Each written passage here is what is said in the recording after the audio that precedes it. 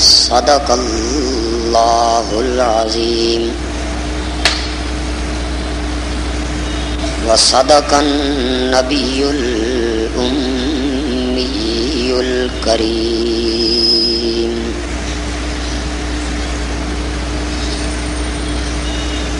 اللہم صل علی سیدنا و مولانا محمد وعلى آل سيدنا ومولانا محمد وبارك وسلم.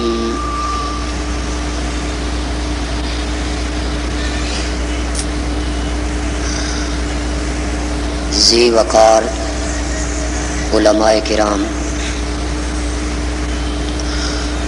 بزرگان ملت اور عزیزان قوم،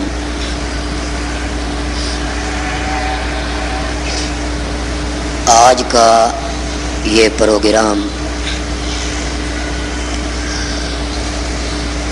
جمعیت اشاعت التوحید و سنہ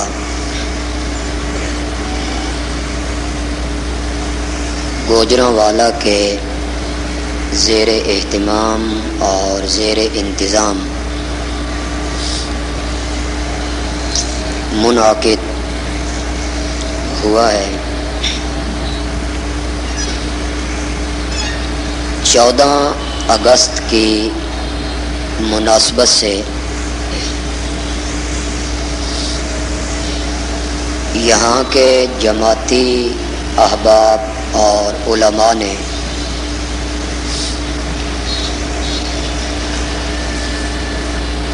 اس پروگرام کا عنوان اور موضوع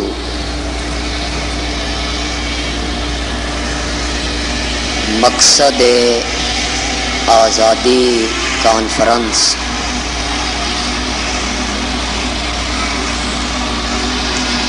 تجویز کیا ہے.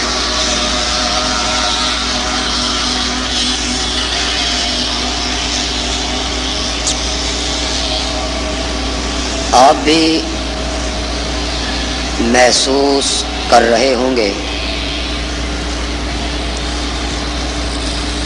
اور مجھے بھی شدت سے یہ احساس ہو رہا ہے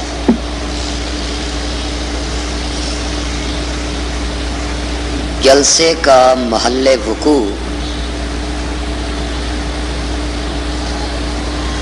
آج کے اس شور و غل کی وجہ سے مناسب نہیں.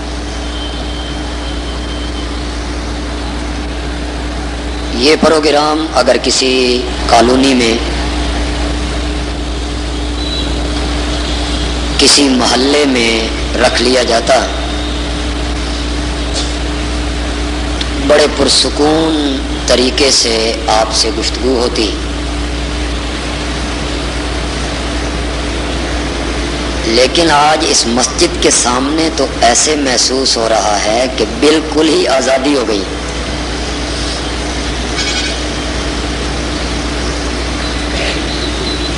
اگرچہ یہ میرے مزاج کے بالکل خلاف ہے، لیکن اسے نبھانے کی کوشش کروں گا. اللہ تعالی محض اپنے فضل و کرم سے مجھے اس کی توفیق عطا فرمائے.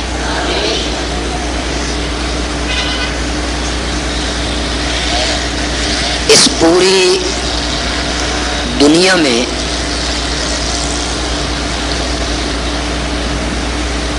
اس روئے زمین پر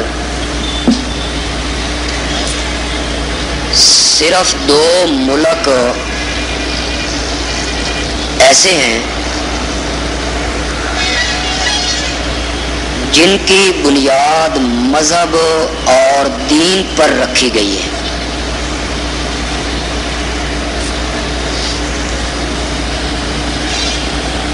ان میں سے ایک ملک ہے اسرائیل،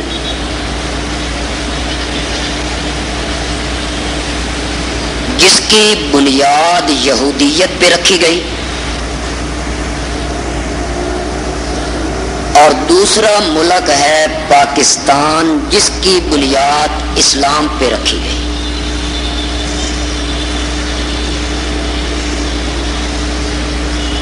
آج سے تقریباً 56 سال پہلے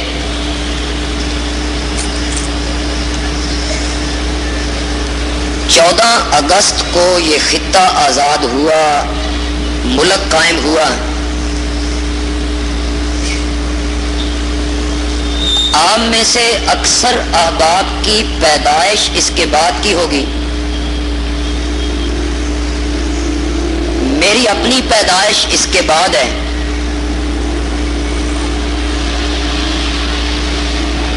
آپ نے تاریخ کی کتابوں میں یقیناً پڑھا ہوگا اور بزرگوں سے یہ سنا ہوگا کہ اس خطے کو حاصل کرنے کے لیے، اس ملک کے حصول کے لیے اس وقت کے مسلمانوں نے جو قربانیاں پیش کی تھی، خدا گواہ ہے ماضی قریب میں ان قربانیوں کی مثال پیش کرنے سے تاریخ عاجز ہے۔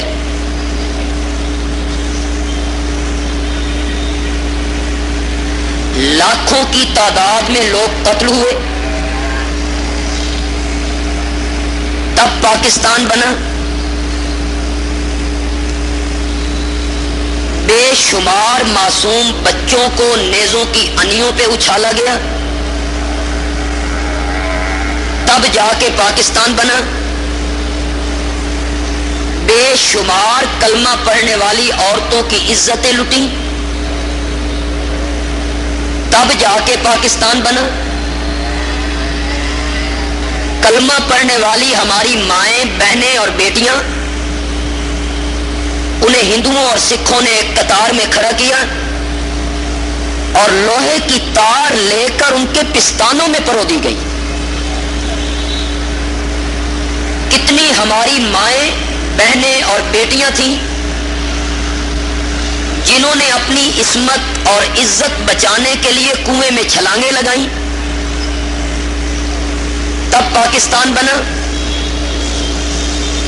کتنے لوگ تھے جنہوں نے اپنی بیٹیوں کی عصمتیں بچانے کے لیے انہیں اپنے ہاتھ سے گولیاں ماری،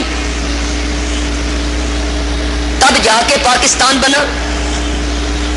کتنے مکان جلے، کتنے کاروبار ختم ہوئے، کتنے لوگ وطن سے بے وطن ہوئے، تب جا کے پاکستان بنا۔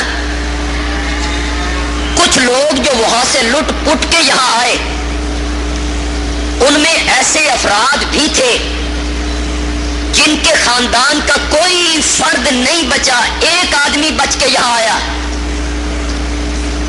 اس کی ماں، اس کا باپ، اس کے چچا، اس کے بھائی، اس کی بہنیں اس کی نگاہوں کے سامنے ذبح کر دیے گئے۔